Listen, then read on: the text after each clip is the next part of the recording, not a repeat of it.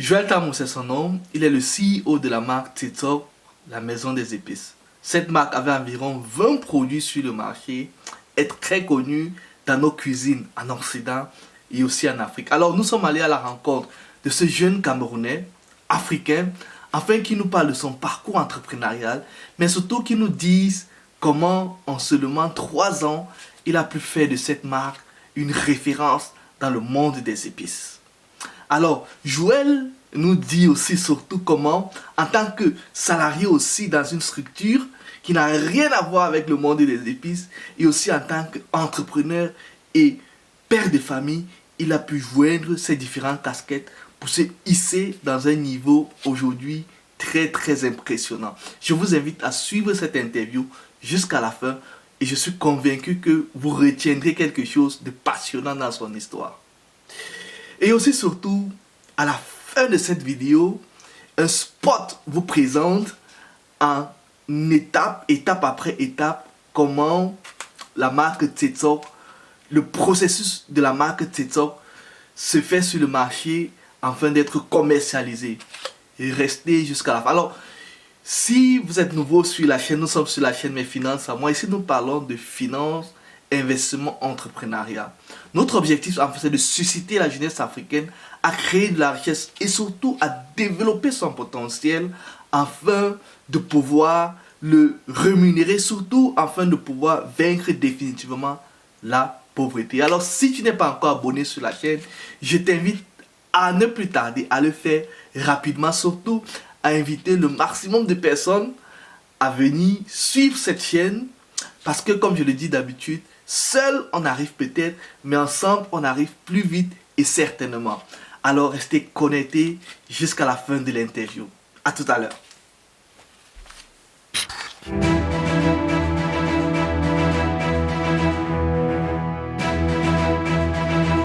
Alors comme je le disais tantôt en introduction, nous avons aujourd'hui sur la chaîne un CEO, un entrepreneur qui est celui qui a lancé les produits TikTok qui sont aujourd'hui sur le marché. Et nous avons le privilège de le recevoir sur la chaîne aujourd'hui. Alors bonjour Joël. Bonjour Rich. Merci d'avoir accepté de nous consacrer ton temps pour cette interview et aussi partager avec ceux qui nous écoutent ton expérience dans le domaine et aussi parler aussi de TikTok que tu as mis comme produit déjà depuis 3 ans sur le marché. Oui. Aussi bien en Europe, sur le marché européen et aussi en Afrique où c'est présent. Donc, on va parler de tout ça, on va parler de ton parcours aussi, on va parler de tes perspectives et aussi de tes difficultés. Le but pour nous aussi c'est que nos auditeurs puissent, nos téléspectateurs puissent profiter de cette expérience-là et aussi voilà, de gagner quelque chose qui puisse être une valeur ajoutée pour leur parcours, pour leur vie entrepreneuriale. Ça marche. Ok. Je peux commencer. D'accord. Alors, bon, pour la petite histoire, Joël, c'est mon frère. On est frères et il m'a donné le privilège de participer à cette interview pour pouvoir, à ceux qui suivent la chaîne, partager son expérience. Donc, c'est pour la petite histoire. Donc, on a grandi dans cette atmosphère entrepreneuriale, c'est ça? Oui, c'est ça. Bon, après, il faut aussi se dire que c'est la première interview que je fais pour parler de TikTok. Pas que je parle de TikTok, en général, je parle de ceux qui me suivent sur les réseaux sociaux ou bien que je rencontre les séminaires, je parle bien de TikTok, mais ça, c'est le véritable premier interview vidéo, bien audio, là où je pourrais parler de TikTok, de mon expérience en tant qu'entrepreneur. Et donc, tu as l'exclusivité. Alors, tu as l'exclusivité et je crois que pendant très longtemps, cette exclusivité te sera gardée parce que c'est pas un exercice que j'affectionne. Ok, d'accord, donc on a le privilège et on va en profiter, on ne va pas se priver de ça. Alors on va directement entrer dans le vif. Hein. Donc comme j'ai dit en début, tu as lancé TikTok. Oui. Et je suis certain que c'était pas par hasard que tu t'es dit écoute, je me lève, je lance TikTok, mais c'était une idée vraiment pensée dès le départ. C'est un mélange de réflexion, d'opportunité, peut-être de chance, parce qu'on dit la chance, on la prépare. Ok. Et puis après, je me suis décidé de faire le saut, quoi. Parce que la réalité, c'est quoi? La réalité, c'est que lorsque je... TikTok n'est pas encore avec la version finale de la première idée que j'avais eue à l'époque. D'accord. La première idée que j'avais eue, je ne sais pas depuis combien d'années, c'était d'avoir des épices fraîches, c'est-à-dire les herbes fraîchement mélangées et qu'on pouvait... Oui. Alors, comment tu es arrivé déjà à cette idée-là? Est-ce que tu as identifié une problématique, un manque, et tu as désiré apporter une solution? Ou comment tu es arrivé à cette idée-là? L'idée, c'est d'abord pour résoudre mon problème à moi. Donc, avant de penser business, c'est d'abord un problème que je voulais résoudre pour moi-même. C'est-à-dire, j'ai fini au travail, j'arrive à la maison vers 19h, 20h en fonction de si je suis allé au sport. Après, je vais aller faire, je veux manger, je ne veux pas franchement m'asseoir 1 heure de temps pour préparer. Ça, vraiment, pour moi, ça ne valait pas la peine, quoi. Et chaque fois, tu ne peux pas t'arrêter pour manger un fast-food ou bien faire un truc presque un précuit et mettre au four ou bien au micro-ondes. Alors, l'idée pour moi, c'était que je voulais résoudre mon problème. C'est-à-dire, ok, qu'est-ce que je fais lorsque en semaine, je travaille 40 heures, même parfois, bon, à l'époque, je travaillais un peu plus, c'était à peu près dans les 48 heures, parfois 50 heures de travail la semaine. Et en rentrant à la maison, je n'avais pas le temps pour m'asseoir à la cuisine et j'étais fatigué des fast-food, ou bien des nourritures précuites qu'on va lancer dans les magasins. Donc alors, j'ai commencé comme, je crois que la plupart d'entre nous, mais la plupart d'hommes, de jeunes hommes, de femmes font, on prépare ces condiments à la maison, on découpe en morceaux, on portionne, on met dans un sachet, dans un bol, on met au congélateur et au cours de la semaine, on l'utilise. Donc effectivement, c'est comme ça donc, que les premières idées, que tout le monde fait, quoi. C'est pas un truc vraiment particulier. Mais après, je me suis dit, mais écoute, si tu as déjà plus ou moins ta préparation d'épices que tu as fait pour toi, c'est-à-dire que tu peux le faire, que c'est comme, ok, ça c'est la préparation de ceci, et que je vais manger, je sais pas, un plat avec la viande, ok, je prends telle portion, je connais à peu près telle quantité, mais c'est top quoi, c'est tip top. Après maintenant je dis que mais si je résous mon problème, peut-être mon frère subit le même problème. Hein? Peut-être mon ami a le même problème, peut-être 1 million d'autres personnes ont le même problème. Effectivement. Donc c'était d'abord ça que je me suis dit, waouh, voilà un truc, des épices déjà faites, déjà congelées. Mais après je me suis dit, oh, attention, congelé, comment tu fais pour vendre ça? Tu vas les envoyer ça comment? Ça sera difficile. Et comme tu travailles 50 heures la semaine, tu ne vas pas encore ouvrir un shop. Tu vas pas ouvrir un shop rien que pour ça. Donc c'est là où l'idée des condiments déjà frais est directement tombée dans l'eau. Il fallait penser, il fallait trouver une solution que en ce moment-là, je n'avais pas encore. D'accord. Et donc c'est comme ça que donc, quand j'arrive au Cameroun, une fois, pour la petite histoire, c'était au dé de notre maman. Ouais. Au dé de notre maman, je constate que, en fait, notre grand-mère ont déjà les épices déjà moulues, écrasées qu'elles utilisent pour faire la cuisson. Voilà. Je dis que mais ça c'est la solution, c'est sec, c'est déjà mélangé, ou bien du moins c'est déjà moulu, peut-être pas mélangé, et c'est déjà prêt, donc quand elle veut préparer, tu mets juste et c'est bon. Ouais. Je dis que mais il n'y a plus rien, ça c'est la solution, il n'y a plus rien à faire. Ouais. Maintenant la question c'est maintenant comment est-ce qu'on fait, c'est quelle épice? Alors maintenant il faut maintenant causer avec nos grands-parents. Quelle épice tu as mis ici, comment on appelle ça? Bon ok, on a nos noms en langue vernaculaire, pas toujours en français. Je dis que bon ça c'était l'épice, ça c'est comme ça, j'ai mélangé comme ci, j'ai mélangé comme ça. Et comme ça que tu as peut-être la proportion pour faire peut-être quand je veux faire la viande, quand je veux faire le poisson, et ainsi de suite. Donc c'est comme ça donc que les solutions viennent, c'est comme ça que j'ai les recettes des épices. Et c'est maintenant, alors avec la grand-mère, donc lorsque la grand-mère me donne les ingrédients et la recette, maintenant il faut maintenant trouver le moyen de faire sa grande échelle. La grande échelle c'est quoi? Il faut peser, connaître les volumes, connaître les quantités pour avoir le parfait mélange. Parce que chez nous, généralement on mesure à l'œil, on va dire ok, mais 2 grains de ceci, mais 3 grains de cela, pas un poignet, bon. Ce ne sont pas les mesures exactes. Ne sont pas les mesures exactes parce qu'à la fin aujourd'hui, tu peux dire quoi? Tu peux pas être très inspiré, aujourd'hui c'est bon, demain c'est pas bon, et ça, il y a cette difficulté là que ton repas n'a pas toujours le même goût.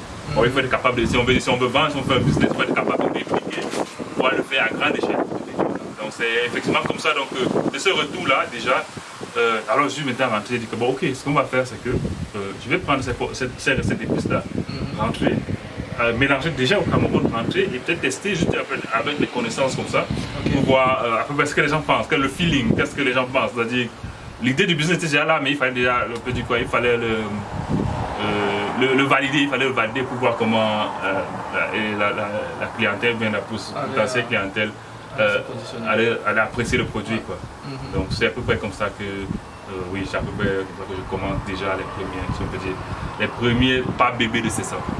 Ok, donc TikTok tu es parti de l'idée et aujourd'hui TikTok est sur le marché, TikTok est vendu on en parlait en off, où tu me disais comment les ventes de TikTok partent crescendo, donc TikTok est déjà positionné en quelque sorte sur le marché. Alors, de cette idée-là jusqu'à la situation où TikTok se trouve actuellement, c'est un parcours que tu as eu. Oui. Et forcément, ce parcours-là, il y a eu des obstacles, il y a eu des défis, il y a eu des challenges, il y a eu des montées où tu t'es dit, mais est-ce que je dois continuer, est-ce que je dois arrêter? Surtout que, en même temps, je dois aussi le préciser, tu es ingénieur, oui. Tu travailles et aussi tu es père de famille, donc tu as cette casquette-là. Alors, quelles sont les difficultés que tu as eues dès que l'idée est venue, tu as décidé de mettre le produit, de le commercialiser? Quelles sont les difficultés que tu as eues à tes débuts, déjà du niveau du Cameroun, où le produit est, où se trouve la production, c'est ça? Oui, se trouve la production, oui. La commercialisation en Europe et aussi au Cameroun. Alors, les difficultés, qu'est-ce que les difficultés tu as réellement rencontrées au Cameroun lorsque tu décides de le lancer? Les premières difficultés que j'ai rencontrées au Cameroun, c'est qu'il fallait connaître comment faire pour avoir un... Pour avoir dit. Lorsque je commence, ok, j'ai mes premiers pas, j'ai des épices que j'achète les kilos aux voyageurs, c'est-à-dire quelqu'un qui quitte du Cameroun pour venir en France ou en Allemagne, parce qu'on a les groupes sur les réseaux sociaux là où se regroupent ces voyageurs. Alors maintenant je dis ok, la balise du voyage c'est combien? C'est 23 kilos. C'est 23 kilos, 23 plus, kilos, ouais. Oui, 23 kilos. Alors je dis ok, si tu n'as pas tu ne vas pas utiliser tout ton kilo, ok, je vais mettre mes épices, je te donne une certaine somme d'argent. Donc c'est déjà ça. Les premiers pas de la question, j'ai fait une très longue période, presque un an et demi pour valider le concept. Ok. Pour valider le concept parce qu'il fallait comprendre. À cette époque-là, pour moi, c'était pas question de savoir. Je ne me mettais pas trop sur ce que je devais gagner ou bien enfin un vrai business allait s'en sortir, mais il fallait d'abord valider les concepts, valider les épices. Donc maintenant, lorsque je pense à vouloir faire un vrai business, maintenant je me rends compte que bon, ok, il y a ce problème de logistique. Comment je fais pour que le produit qui est fabriqué, on va d'abord faire sauter l'étape pendant la fabrication, mais supposons le produit est fabriqué, comment est-ce que je l'amène ici? Alors je constate que les prix des valises me coûtent cher. 23 kg à l'époque coûtaient dans les 100, en fonction du voyageur, 120, 150 euros, ce qui est excessivement cher. Alors tu n'as pas de marge, quoi. C'est un business à perdre si tu vas dans ce sens-là. Alors maintenant il fallait me savoir comment est-ce que je fais. Alors maintenant c'est là où l'idée vient de créer une entreprise au Cameroun qui est spécialisée pour la fabrication et l'exportation. Donc c'est là le défi maintenant. Alors maintenant on connaît les réalités du Cameroun. La bureaucratie pour créer des entreprises, connaître où est-ce qu'il y a avoir les agréments d'exportation et tout. Mais heureusement au Cameroun j'ai un partenaire qui est notre sœur, Karine. Exactement. Qui est notre sœur Karine qui est une fighting ladies boss, qui s'en chargeait et qui avec une efficacité redoutable a pu monter cette entreprise-là, surtout après les agrémentations d'exportation. Ça c'est d'abord pour moi le premier défi, comment je fais pour faire venir mon entreprise. De ce côté, c'était pas assez difficile. En Europe, la légalisation se passe assez rapidement pour avoir les papiers pour d'importer. Donc ici, de ce côté, pour moi, c'était pas le grand...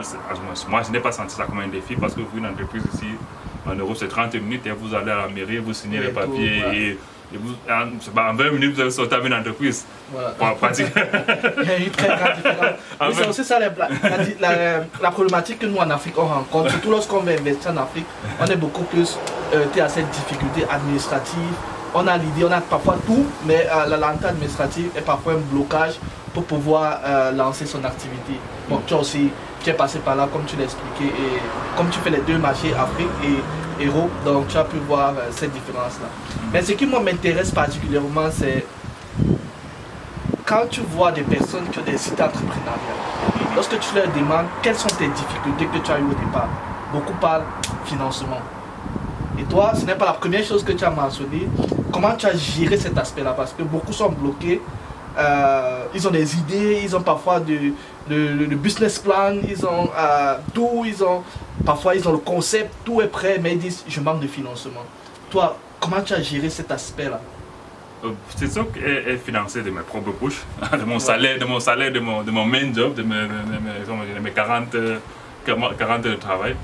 Et j'ai tout dès le départ, je crois que c'est une philosophie qu'on a dans la famille depuis très longtemps. Commencer petit, start, comment on dit en anglais, start small, think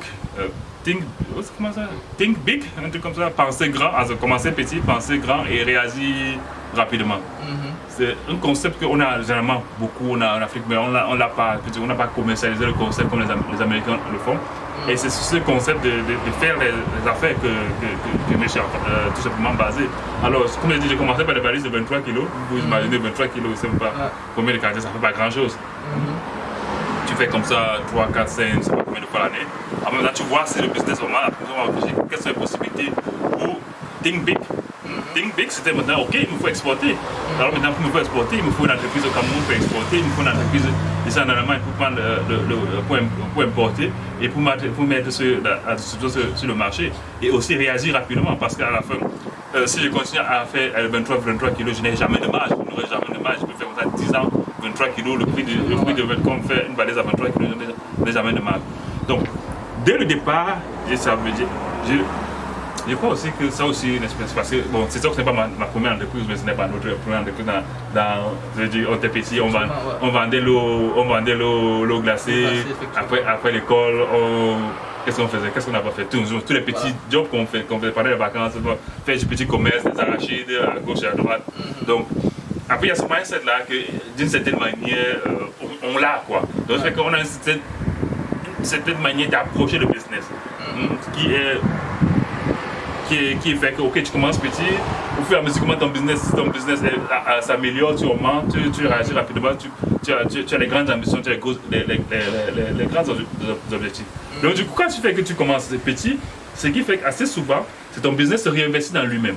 Ok, c'est se réinvestit dans lui-même, si bien que, à moins que tu fasses un très grand pas, ok, c'est vrai, jusqu'à un certain niveau de volume.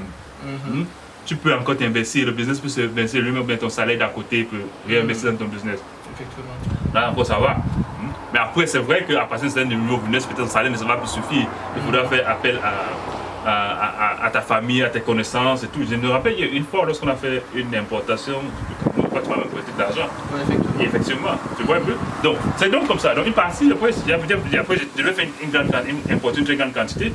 Bon, il n'avait pas assez de cash, j'ai fait appel à toi, il t'a dit ok, emprunte-moi de l'argent, tu m'as emprunté, j'ai pu faire j'ai pu tout gérer. Donc c'est comme ça quoi. Donc c'est pour ça que moi j'ai dit commencer petit. C'est vrai, tous les business n'ont pas commencé petit. Je vais dire si on veut faire le business pour créer une voiture électrique, ok, le salaire ne va pas suffire pour lancer ce business là. Mais si on veut faire un business qu'on peut commencer petit, commençons petit. Il veut dire, tu ne vas pas commencer un business déjà à vouloir avoir un hangar. Tu vois ce que je veux dire? Commencer un business, tu le commences même déjà de ta chambre. Tu vois un peu, tu valides le concept, tu augmentes petit à petit, après tu descends au garage et un jour tu vas faire le pas pour le hangar. Donc c'est pour ça qu'il dit, aussi quand tu es dans ce mindset là de commencer petit, ton business se nourrit de lui-même, ou bien ton salaire d'à côté, ou bien les petits emprunts de la famille, des connaissances, font que, ok, tu peux grandir et tu quoi. Donc pour moi, jusqu'à présent, je vous dis, ok, si je gagne le million, je vais réinvestir dans ces sortes. Mais pour moi, actuellement, c'est pas le but. Le but, c'est que je suis en train de faire grandir ces sortes, ça fait bientôt 3 ans. Le fait que il faut aussi le dire, le fait que j'ai un travail à côté qui me limite le temps, fait que je ne peux pas aller tout d'un coup, tout de go. Parce que si je dois aller tout de go, je n'ai pas ce temps-là pour pouvoir gérer. Parce qu'à la fin, j'ai mes 40 heures de business, j'ai ma famille à gérer à côté. Je ne peux faire grandir le business qu'en fonction du temps qu'il y a moi, déjà à ma disposition. Donc c'est aussi pour ça que je réussis encore à financer. Mais c'est aussi pour dire que si, tel que mes ambitions continuent, il faudra que à un certain produit à un certain temps. Et éventuellement, j'ai pu faire appel aux investisseurs étrangers ou étrangers. Bon, quand je dis étrangers, c'est pas forcément aux étrangers. Ça peut être toi. Ça peut être moi. Parce que tu connais à peu près comment le business fonctionne. Tu donnes des actions. Ils donnent des actions, ils peuvent l'acheter et tout. Donc, pour moi, mon business après, comment dire, pour moi particulièrement, les finances, quand on veut lancer un business, n'est pas forcément le plus objectif. Avoir un bon plan d'exécution. Et quoi, le bon plan d'exécution, on le trouve facilement parce que le bon plan d'exécution, on l'adapte en fonction de ses finances. Parce que quand tu as un plan d'exécution, tu l'adaptes en fonction du budget que tu as, de tes capacités que tu as. Et puis, même si on va même pour vendre de l'eau glacée, tu ne commences pas par acheter 10 congélateurs. Tu commences d'abord peut-être par ton frigo de la maison, avec peut-être 5 bouteilles d'eau. Au fur et à mesure, quand tu passes au congélateur, tu achètes 10 congélateurs pour mettre ton truc. Quoi. Effectivement. Donc ça veut dire, tu as mentionné, je vais dire, TikTok, c'est autofinancé par toi, comme tu l'as dit. Oui. Tu as fait appel déjà à ton entourage proche pour pouvoir te prêter de l'argent, pour pouvoir investir dans ton business. Oui. Mais déjà, tu ne t'es pas dit, ok, je dois aller directement à la banque, demander un financement parce que je veux lancer le truc. Mais tu es parti déjà de quelque chose d'essentiel. Peut-être que tu n'as pas trop appris, mais je pense que c'est ton épargne. Oui. Voilà, donc ça veut dire que l'épargne pour toi a joué un rôle capital. Naturellement, oui. Donc ça a été un capital de départ. Mon épargne était mon voilà, capital. Je le dis pourquoi, parce que sur la chaîne aussi on parle aussi beaucoup de l'épargne, de la force de l'épargne. Tu vois, et c'est aussi important que les gens comprennent que l'épargne c'est quelque chose de capital, surtout lorsqu'on veut se lancer. C'est capital pour pouvoir se faire un capital. C'est important pour pouvoir avoir un capital de départ. Donc tu as utilisé ce levier. À un moment tu as dit ok, j'ai besoin de plus.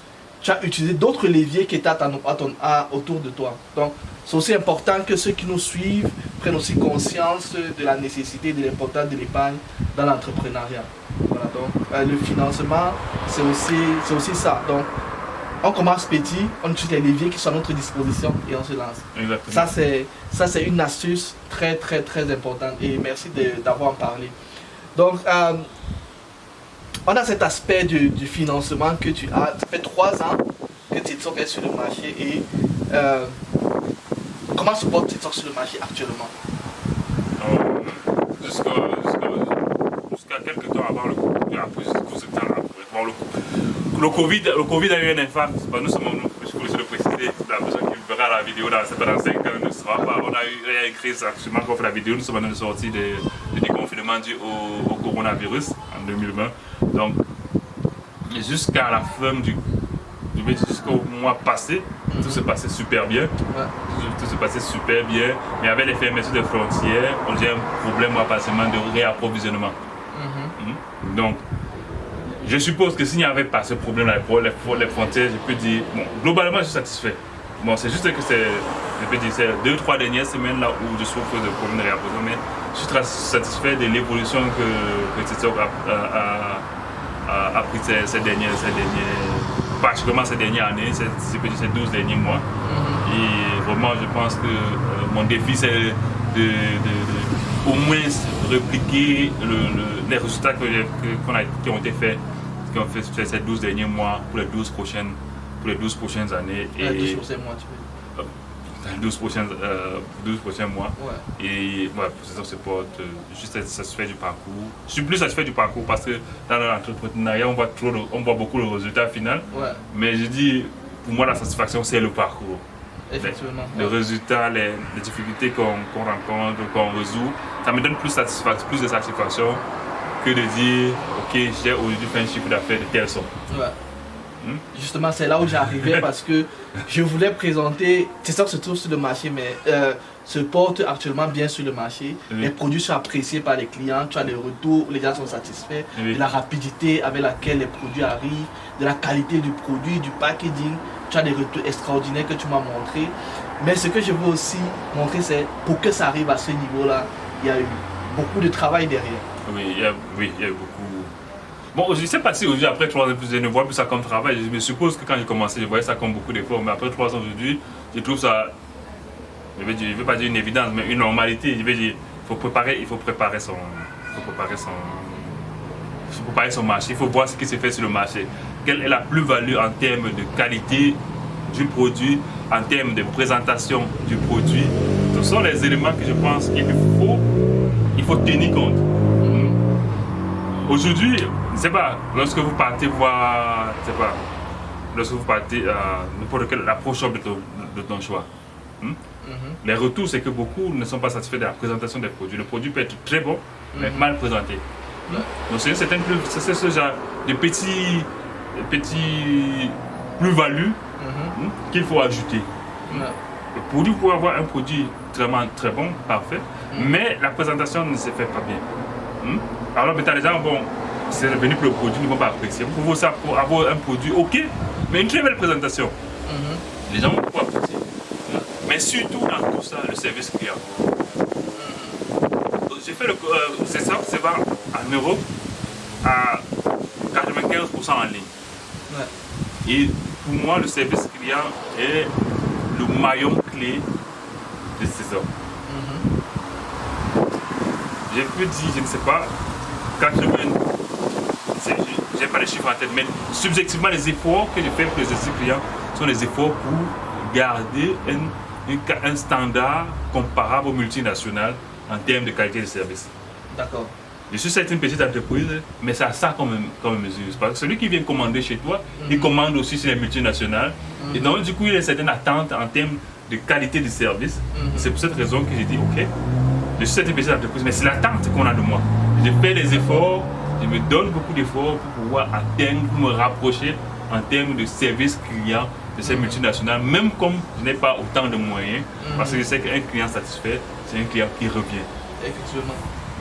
Alors, on a parlé, bon, tu l'as dit, c'est le travail qui s'est fait, tu es un peu globalisé, mais j'aimerais vraiment aller dans certains détails, surtout parce que je sais qu'il y a beaucoup de personnes qui se lancent ou qui sont déjà lancées et qui suivent cette chaîne, afin qu'ils puissent aussi gagner de l'expérience que tu as emmagasinée durant tout ce temps. Je me souviens qu'il y a environ un an après TikTok, on avait causé et tu m'as dit que tu tournes encore, bref, que tu n'as pas encore tu ne gagnes pas encore, que tu es encore dans les pertes. Mais aujourd'hui, après 3 ans, on voit que tu m'as montré un peu ton chiffre d'affaires, il y a en offre, donc on voit qu'il y a une très grosse marge par rapport à tes débuts. Donc, ça veut dire que les premières et la deuxième année étaient des années, si on peut dire, de galère. De grosses galères. Voilà. Alors, c'est pour ça que très tôt, c'est peut-être aussi dû à mon background, un autre background. C'est bon, ce background-là, on l'a pratiquement fait durant notre jeunesse ensemble. Il faut être patient dans le business. C'est vrai un peu. Donc je m'étais dit, écoute, lance-toi et être patient. Parce que c'est parce que tu seras patient que tu pourras apprendre, tu pourras te démarquer. Et tu pourras améliorer. Donc, c'est pour ça que très tôt déjà, je me suis dit, ok, comment ça réussis déjà, valide ton concept, laisse le marché valider ton concept, et petit à petit, et en fonction des retours du marché, des clients, parce qu'il faut être très proche des clients, améliore-toi. Et chaque amélioration, même si elle ne se paye pas aujourd'hui, elle va se payer demain ou va se payer après-demain. Ceux qui ont connu cette sorte dès le début, avant c'était pas ce package XC. Il y a une amélioration. C'était pas ce package XC. C'était des boîtes fermées comme on trouve localement sur le marché camerounais. C'est pas des boîtes C. Donc avec le temps, j'ai compris à peu près ce que, parce que je suis sur le marché européen, je regarde quelle est l'offre, parce que ton concurrent, ce n'est pas forcément, je veux dire, ce n'est pas forcément celui qui a la mauvaise qualité. Ton concurrent, c'est celui qui offre une meilleure qualité. Donc il ne faut pas se comparer vers le bas, il faut se comparer vers celui chez qui tu aspires à être et à être meilleur que lui. Donc, c'est comme ça qu'on est quitté de ça, on est arrivé. Pour moi, ça sert encore une solution intermédiaire, le packaging ici. Et je crois que d'ici d'ici l'année prochaine, on aura un packaging encore mieux que ceci. Pour voir. Mais c'est des choses qui se font avec le temps, avec la patience, avec qu'est-ce qu'il y a sur le marché, qu'est-ce que les clients veulent, quelles sont les attentes que le client veut, et qu'est-ce que les autres qui peut-être ne sont pas exactement dans le même segment de marché que toi offrent. Et c'est comme ça que tu augmentes une plus-value. En plus de la qualité de ton produit, du contenu, le packaging. Parce que quand quelqu'un vient, waouh, super, c'est beau. Qu'est-ce qu'il y a à l'intérieur? Dès que la psy, déjà, tu as attiré, tu vas valider que ton produit visuellement est OK, mais il manque le contenu. Dès que tu valides encore que le contenu est bon, ça fait que c'est un client potentiellement qui vient, c'est un client qui peut être ambassadeur de ta marque, même sans que tu ne saches. Donc, du coup, pour moi, pour revenir à ta question, c'était, il faut beaucoup écouter ce que ton marché dit, c'est-à-dire tes clients, ton service clientèle, c'est eux chercher ce que tu vends. Écouter voir ce que sur le marché de ce qu'on fait, pas forcément tes produits, ce qui est fait, comment est-ce que tu peux améliorer pour offrir à tes clients cette plus-value-là, pour que ton client soit fier. Parce qu'il y a des gens qui me disent, oh, je suis fier de voir qu'un Camerounais le fasse. Parce que d'habitude, il y a certaines qualités, on attend ça des Européens, du moins des non-africains. Bon, il faut parfois faire le pas. Ok, c'est vrai qu'un packaging comme ça me mange un peu de marge par rapport au prix. Mais à la fin, je suis fier lorsque quelqu'un me dit, ah, je connais un Camerounais.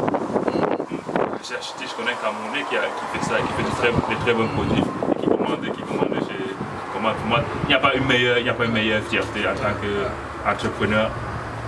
En plus, naturellement, des résultats en termes de croissance, en termes de chiffres. Je pense que c'est là où, comme je disais, c'est là où en Afrique, on doit beaucoup aussi travailler sur cet aspect-là aussi. Oui, je pense que c'est aussi très important. Je pense aussi comme ça que sur le marché au Cameroun, particulièrement, on réussit aussi un peu à se démarquer par notre packaging. Le contenu du produit que nous vendons au Cameroun, ici, c'est la même chose. Mais avec au Cameroun, encore plus particulièrement, on réussit encore à se démarquer par notre packaging. Et je pense que c'est un aspect très important quand on lance des affaires. Parce que la première chose avant que le client ne goûte ou bien n'utilise un produit, c'est est-ce qu'il a quelle appréciation visuelle et fait du produit. Du moins dans les produits de consommation, mais les produits qu'on peut voir. Quelle appréciation qu'il fait avant de dire, ah, c'est beau, c'est joli, ça m'intéresse, est-ce que j'achète pour essayer. Et si c'est bon, j'achèterai une prochaine fois. Donc c'était que le premier achat est vraiment validé par le visuel, par truc. Et c'est très important en termes de marketing, surtout que nous sommes dans l'ère des réseaux sociaux. Dans l'ère des réseaux sociaux, là où celui qui est au Cameroun, n'importe quel coin au Cameroun ou bien en Afrique, peut voir ce qui se passe de par le monde. Donc, alors si je suis capable un Africain ou un Camerounais, on lui présente de beaux produits, c'est normal qu'il aspire aussi à ce niveau de qualité. Donc c'est ce que c'est ça que nous essayons de faire. On dit ok, on devrait être capable aussi d'apporter une plus-value en termes de qualité de contenant, en plus du contenu qui naturellement vient en deuxième approche dans l'étape de l'achat d'un produit. Donc pour cela nous avons, il peut parler aux yeux de nous, mais à l'époque j'étais seul. J'ai beaucoup réfléchi sur l'approche. À l'époque j'ai appelé ça l'approche ethnique pour pouvoir vendre des épices, parce qu'il faut dire, du point de vue européen, la communauté africaine, ou bien le marché africain, ou bien le marché africain est une niche. Je veux dire, c'est pas un marché comme les habits. Les habits, c'est un grand marché, tout le monde peut acheter, mais les goûts, la nourriture, une communauté africaine en Europe, c'est une niche. Alors maintenant, comment est-ce que mon client peut s'identifier, quelle approche j'ai pour que mon client puisse s'identifier à ce produit que je vends. Donc c'est comme ça que j'ai réfléchi des approches de packaging, de marketing. Et c'est sur ça que reste en gros, quand on regarde les épices Tétop par exemple, On peut le vérifier avec d'autres produits TikTok que j'ai ici. Ouais. Donc cette approche ethnique là, en termes de packaging qu'on peut avoir, il faudrait aussi qu'on se sente que ah oui, ça, les couleurs, la forme, ça me dit quelque chose, ça attire mon attention, ça me rapproche à quelque chose. Après maintenant il faudra maintenant valider avec bien sûr est-ce que le contenu, est-ce que le produit est bon, et c'est comme ça donc c'est la stratégie que j'ai adoptée pour TikTok et qu'on essaye aussi de faire au Cameroun ou en termes de packaging. Okay. D'accord. Joël, on va aborder notre partie qui concerne les différentes casquettes que tu portes mais avant d'arriver à ça, j'ai une dernière question à te poser et c'est une question aussi, je vais dire c'est un frein aussi pour beaucoup de personnes lorsqu'ils veulent se lancer, c'est lorsqu'ils ont une idée entrepreneuriale et qu'ils veulent se lancer, ils ont parfois des obstacles qui viennent des proches, des amis, de la famille qui sont beaucoup plus pessimistes par rapport à l'idée ou ce que la personne veut faire. Est-ce que tu as eu ce genre de problème autour de toi où des personnes ont essayé de te décourager lorsque tu as pensé à te lancer? Oui, il y a beaucoup de termes. Déjà, mais tu crois que quelle fille camerounaise n'a pas ses épices chez elle? Mais je vais prendre les épices au Cameroun. Dès que j'ai besoin des épices, je demande qu'on me les envoie. D'accord. C'est ce genre de message, quoi. Ouais. Genre, oui, mais on va là à la Pro Shop, toi tu veux on commande en ligne. On ne sait même pas si tu vas même livrer. Genre, est-ce que c'est un Camerounais qui agit? Il y a parfois des gens qui t'écrivent, qui font un commentaire sur la page. Mais est-ce que c'est un Camerounais qui vend les épices ici ou parce que les gens se disent, ok, c'est peut-être les Européens qui viennent encore sur notre marché, ou encore grignoter le peu de marché qu'on a, qui ont parfois les commentaires pas forcément encourageants, les commentaires pour dire que encore les Européens qui viennent sur le marché. J'ai oublié de dire que non, mon frère, je suis camerounais, je suis un Africain, il faut soutenir la communauté et tout. Mais au-delà de ça, c'est... Oui, il y a toujours des réticences, il y a des gens qui sont toujours sceptiques par rapport au business. Et à tort ou à raison. C'est maintenant ça, en tant qu'entrepreneur, en travaillant, ces critiques négatives-là, pour dire, ok, comment est-ce que je fais pour casser cette barrière? C'est un défi, c'est ça le travail d'entrepreneur en fait, casser les défis, casser les barrières. Ça t'a boosté, ces paroles négatives, moi je dis, tu ne peux pas, ça ne sert à rien, n'essaye pas, d'autres ont essayé, ils n'ont pas pu, ils ont... Exactement. Et ainsi de suite, ça a plutôt été une motivation pour toi supplémentaire, c'est ça? Oui, non, ça n'a pas seulement été une motivation, ça a été au centre où il faut qu'on prouve à notre communauté, il faut qu'on prouve à nos enfants qui sont ici en Europe, parce que nous sommes en Europe, qu'ils peuvent aussi réussir. Voilà. Parce qu'il faut qu'on leur laisse un héritage. Cet héritage-là doit être des choses concrètes. On a monté des entreprises, on a monté des business qu'ils peuvent continuer à voir comme artefact, comme archive pour dire la communauté africaine, la communauté camerounaise à laquelle nous appartenons a déjà commencé. Nous ne sommes pas les premiers. Continuons à bâtir sur ce que les autres font. C'est encore un défi encore très intéressant, surtout pour nous les Africains ici en Europe. Il faut que nous laissons des artefacts pour les générations passées. Et que ces artefacts-là ne soient pas les artefacts éphémères, temporaires. Il faut qu'on laisse nos traces. Parce qu'il y a certains qui avaient dit, un président européen qui avait dit que les Africains n'ont pas marqué l'histoire. Il faut qu'on prouve le contraire. Nous avons marqué l'histoire, certains réussissent parfois à vouloir le cacher, mais il faut qu'on nous-mêmes, qu'on marque aussi bien l'histoire que quelqu'un ne puisse plus venir répéter quelque chose de pareil. Donc c'est très très important pour notre communauté de se lancer chacun dans son domaine, chacun dans le domaine qu'il fait dans l'excellence. Ce qui fait que ça va casser les barrières pour dire on ne sait même pas si on va commander, ça va même envoyer les épices, si ce n'est pas encore une nouvelle escroquerie que les gens veulent faire. Ce genre de clichés. Est-ce que ton produit là, c'est pas le poison? Il faut casser ça. C'est pour ça que je suis très fier lorsque quelqu'un commande. C'est très important pour moi de partager les retours clients. C'est pour ça que lorsque quelqu'un achète, c'est ça. Après quelques jours, je vous écris, vous demandez comment est-ce que vous avez trouvé le service. Faites-nous un commentaire, positif ou négatif, parce que c'est ce commentaire-là qui va nous permettre de nous améliorer. C'est très important. De telle sorte que nos clients soient des ambassadeurs de notre marque. D'accord, ok. Merci. Bon, maintenant on va aborder l'aspect maintenant, comme je l'ai dit tout à l'heure, l'aspect casquette. Comme je l'ai dit, tu es père de famille, Oui, tu es ingénieur oui, et tu es entrepreneur. oui. Parce que généralement, à certaines personnes, quand tu leur dis tu peux être ingénieur, tu peux travailler et à côté de ça, tu es entrepreneur. Pour certaines personnes, surtout à l'étranger, surtout en Europe, on dit mais. Et en plus, tu as une famille. Et pour certaines personnes, c'est quasiment impossible de le faire. Mais toi, lorsqu'on voit ton parcours, on comprend que c'est possible. Oui, c'est possible. C'est possible et ça demande beaucoup de discipline. Même comme je ne vais pas faire comme si je suis très discipliné, mais malgré mon indiscipline, j'essaie de cadrer tout ça. Et malgré tout, ces trois casquettes-là, la casquette père de famille est pour moi la plus importante. Parce que c'est cette casquette-là qui me donne la stabilité pour pouvoir faire d'autres choses, pour pouvoir aller au travail à la tête reposée, pour pouvoir gérer mon business à la tête reposée. Voilà. Parce que, de mon point de vue, après chacun peut avoir un avis différent, pour moi, de mon point de vue, la famille est la chose la plus importante. C'est ce qui nous reste lorsqu'on n'a plus rien.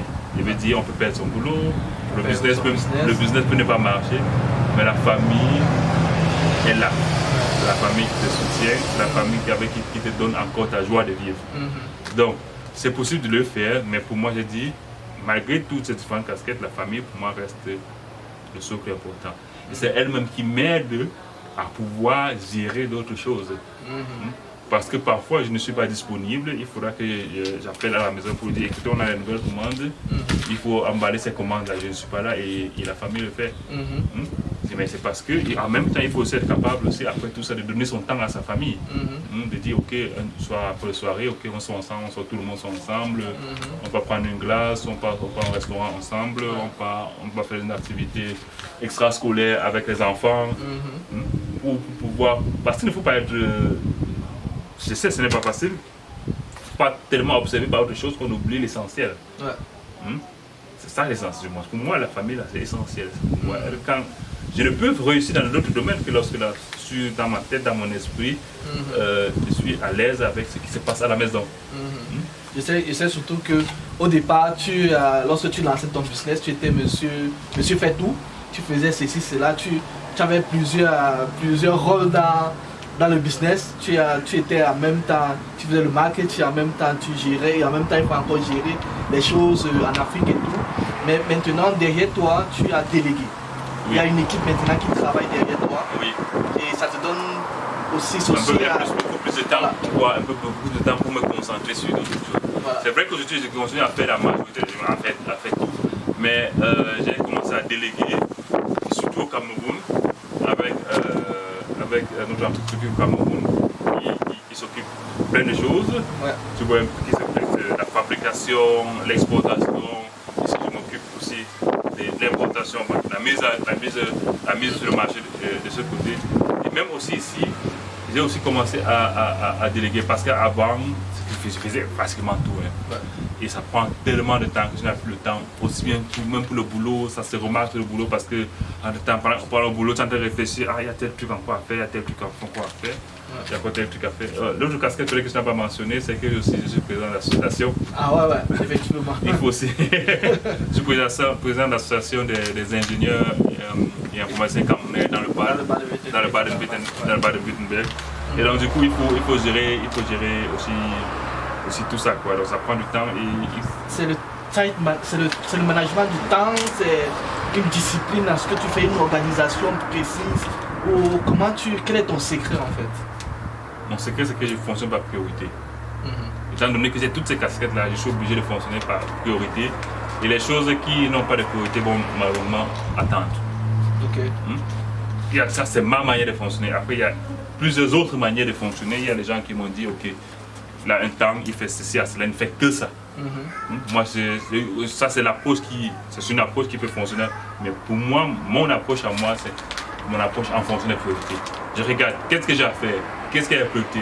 Je commence par mes top priorités, 1, 2, 3 priorités, le reste attend. Demain, pareil, et ainsi de suite. Ça peut arriver qu'il y a quelque chose qui est en bas de la chaîne qui va atteindre même 1 an. Il y a des choses qui, je me dis, qui sont sur mon pipeline depuis plus d'1 an. Fait, ça attend, ça n'a pas la priorité. Ce n'est pas que c'est pas important, c'est qu'aujourd'hui, aujourd'hui, ce n'est pas ça la priorité. Effectivement. Après, comme je dis, ça c'est mon approche, là où j'ai réussi à avoir, avec cette approche-là, j'ai réussi à avoir des résultats. Donc après, il y a plusieurs approches pour s'organiser, time management et tout. Et ça, c'est l'approche qui, jusqu'à présent, me convient. Et ça marche. Et ça marche jusqu'à présent. Jusqu'à présent, ça marche, oui. Et voilà, donc c'est possible. C'est possible d'avoir ces casquettes-là, c'est possible d'entreprendre et d'être salarié aussi, d'embaucher les gens et d'être aussi embauché quelque part, de gérer tout ce truc-là, c'est possible et tu le démontres effectivement. Alors Joël, nous allons bientôt arriver au thème de notre interview. Mais avant qu'on arrive au thème de cette interview, il y a quelque chose que j'aimerais que tu donnes à ceux qui nous suivent sur la chaîne. J'aimerais que tu nous donnes 3 secrets, ou même 4, que tu aimerais conseiller à quelqu'un qui veut se lancer dans le business. Mais avant d'arriver là, j'aimerais que tu me dises, TikTok, ta vision de TikTok. TikTok, c'est quoi dans 5 ans? TikTok dans 5 ans, et peut-être même avant, je le souhaite avant 5 ans, c'est avoir un chiffre d'affaires qui me permet de quitter le boulot que je fais actuellement et me consacrer à plein temps sur mon entreprise. Donc je souhaite pas jusqu'à 5 ans, je souhaite le faire même avant. D'accord. Ouais. Et tel que nous sommes partis, ça devrait être possible. Ok. C'est une vision réaliste, je pense. Et je pense que d'après, je vois comment tu bosses sur le produit, je pense que tu vas y arriver. De toutes les manières, je te souhaite beaucoup de courage dans ce sens et vraiment que TikTok soit vraiment un produit qui... Parce que TikTok est sur le marché européen et c'est aussi consommé pas que par les Africains, aussi par les Européens, et c'est aussi important de voir que les Africains s'imposent aussi sur le marché européen et j'espère que TikTok va s'imposer en Europe et que puisse être fier de voir un Africain qui puisse s'imposer aussi sur le marché européen. Alors pour terminer cette interview, Joël, j'aimerais te demander pour les entrepreneurs, des jeunes entrepreneurs qui se lancent dans le domaine, ou des gens qui veulent mettre un produit sur le marché ou bien qui veulent se lancer dans le domaine entrepreneurial, que tu donnes 3 ou 4 conseils que tu pourrais, dont tu peux se servir pour suivre les traces de tes temps. Ok, la première des choses que je dirais, c'est ma philosophie, commencer petit, penser grand. Il veut dire, aujourd'hui, quand il dit dans moins de 5 ans, j'aimerais me consacrer temps plein sur TikTok, c'est-à-dire démissionner. D'accord. C'est un rêve que je pense, ça devrait être possible dans moins de 5 ans. D'accord. Donc ça, c'est mon think big. Et start small, c'est commencer petit, on en a parlé. Ouais. Et maintenant, le truc, c'est act fast, c'est-à-dire réagir rapidement. C'est-à-dire quoi? Si vous avez une difficulté, si vous avez un truc qui vous coupe, qui vous quoi? Par exemple, pour faire le business, il y a une dépense assez courante, donc vous ne voyez pas peut-être le input. Ne faites pas que cette dépense-là continue à vous saigner. Il faut vite couper le cordon, trouver rapidement une solution. D'accord. Ou bien si vous voyez que vous avez une opportunité qui est en face de vous, foncez. C'est ça que j'appelle act fast, réagir rapidement. D'accord. Donc, pour moi, ça c'est une thématique. Mais la première des choses, avant même ça, c'est il faut commencer. Commencer. Je veux dire, mieux vaut commencer et apprendre les leçons d'un éventuel échec que d'étudier toutes les milliards de possibilités pour que votre business réussisse. Ça n'existe pas. C'est pas possible d'avoir toutes les conditions possibles qu'un business réussisse. C'est pas possible. C'est pas possible. Je veux dire, même l'eau glacée qu'on vend dans la rue, il y a possibilité que ça ne marche pas. Donc c'est ça, nous sommes dans le 2e point. 3e point, trouver la bonne équipe, construire autour de vous de bons partenaires. Et peut-être même avant le produit. Trouver la bonne équipe avec qui vous allez fonctionner. C'est déterminant pour... c'est très pour déterminant. Elle dit indépendant du produit, trouver les bons partenaires avec qui vous allez fonctionner, avec qui, soit en tant que cofondateur, soit en tant que partenaire de business, soit en tant qu'employé. L'équipe, c'est quoi? Avant le produit, ça merde, c'est ce qu'il faut. C'est le A en O. Avant le produit, c'est le A en O, l'équipe. Parce que la meilleure équipe du monde, vous réussissez à vous mettre des très bons produits sur le marché, un très bon service clientèle. Et le produit, ça peut s'améliorer. Donc, c'est ça quoi. Or, une mauvaise équipe, le meilleur produit, ça sera difficile. C'était le troisième déjà, maintenant le quatrième que ça veut dire. Surtout pour notre contexte africain, travaillons ensemble. Ça. Nous en avons besoin plus qu'autre chose. Travaillons ensemble. Travaillons ensemble. Je ne sais pas combien de fois il faut répéter ça. J'ai l'habitude de le dire aussi sur la chaîne, que seul on avance, mais ensemble on va plus vite. Oui. Donc je crois que c'est un bon mot de faire, non? Voilà. Alors Joël, moi je vais te remercier d'avoir été présent, d'avoir donné de ton temps, de ta disponibilité. Je sais que tu es très occupé. On a mentionné les différentes casquettes que tu portes. Ça veut dire que ton temps est vraiment très précieux. Donc merci de nous avoir accordé ce temps.